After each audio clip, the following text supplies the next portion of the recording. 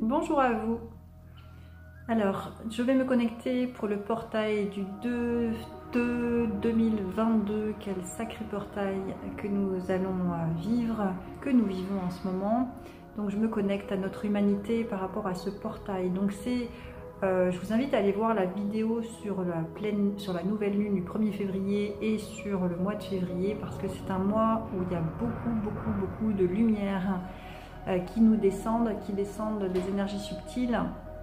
Et je vois justement donc ce portail très lumineux avec un passage comme si on passait sous la douche de lumière et qui transforme. C'est des lumières transformatrices pour que notre humanité en fait regarde par ce passage et on y passe tous en fait, hein, donc qui nous oblige en fait à reconnaître notre lumière. Et je vois une humanité qui observe ses mains, qui s'observe avec un autre regard sur soi, comme si ce projecteur sur nous en fait nous oblige à nous reconnaître véritablement et à ne plus se cacher derrière un masque. Voilà, on est vraiment obligé de se reconnaître. Alors j'ai fait un tirage associé à ce portail. Donc pour l'humanité, c'est quel est ton besoin?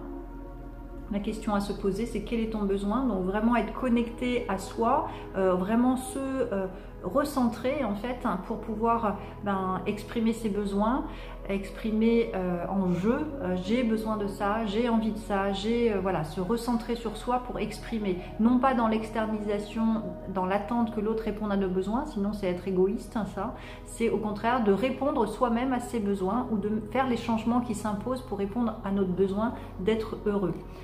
Le blocage pour notre humanité dans ce portail, c'est le changement est dangereux. Voilà. Et on voit que c'est une rose, le papillon et la rose, hein, la rose qui aide à l'incarnation de notre véritable nature. Le changement est dangereux parce qu'effectivement, on fonctionne avec notre mental. Le mental est pourtant limité, mais on fonctionne facilement avec notre mental. Ça nous est plus facile en fait d'écouter nos peurs et nos pensées. On connaît notre zone de confort, et moins facile d'aller écouter son cœur, écouter ses intuitions. Ça demande du courage d'accéder à notre joie, et pourtant on n'a pas le choix que de faire ce qui nous rend heureux. C'est pour ça qu'on s'incarne, pour aller vers la lumière, vers ce qui nous fait vibrer, vers ce qui nous met en joie. Faire ce que nous sommes venus faire, hein, donc tout simplement, et que c'est connecté justement à notre joie. Et justement la ressource, c'est l'écoute, d'écouter non pas notre mental qui est un mauvais allié, mais d'écouter nos intuitions, d'écouter notre cœur, ce qui nous fait vibrer.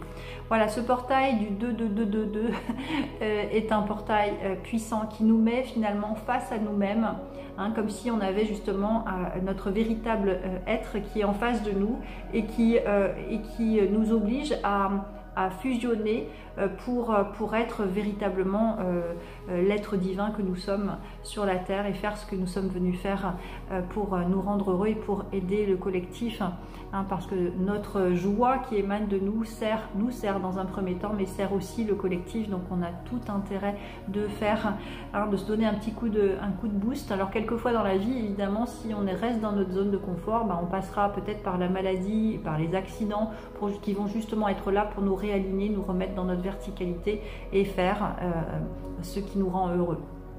On n'est jamais la même personne avant un accident et après un accident ou une maladie. C'est quelque chose qui est révélateur de notre lumière, de notre véritable nature, hein. Donc ne passons pas par là si possible, et accueillons ce portail de lumière pour justement s'autoriser à être soi maintenant sur la terre. On n'a pas trop le choix. Voilà, bien à vous pour ce portail.